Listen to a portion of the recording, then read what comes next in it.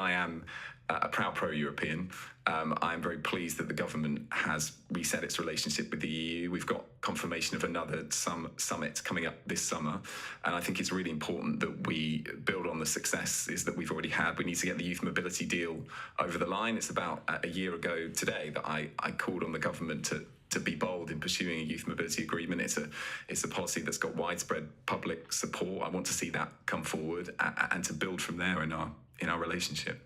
So does it have public support? I've seen nothing to indicate that freedom of movement for young people working in the UK has public support. I would recommend you have a look at some of the polling that's out there, Best for Britain.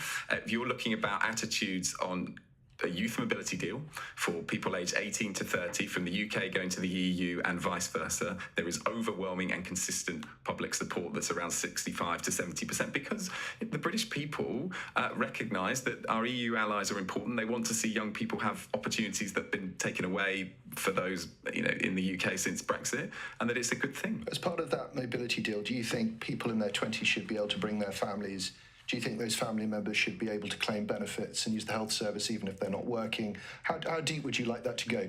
And are you aware of what the public thinks if those freedoms, as you would term them, are extended to people who are not UK citizens? Okay, so I think it's important not to confuse what the government is negotiating right now. We don't know what the government's negotiating because it won't tell us. We've repeatedly asked questions in the House of Commons about what is being asked for, and the government will not answer those questions. So if you have insight, you can make the announcement now. I have plenty of insight. Come on, Alex, great, let's tell us. It's in the public domain, because after last year's summit, they set out the terms of negotiation which are happening right now, and the position of the government is that this is a visa-based scheme. So on your question, everybody who comes as part of a youth mobility deal will be on a visa. Will they be able to bring their families? Well, each individual applicant will have to apply for a visa. The answer is potentially yes. If you let me finish, the negotiation that is happening right now, and I'm not privy to all of the details, but it's around numbers and what's a reasonable number of people that will come in as part of a youth mobility deal. Well, that is still subject to conversation.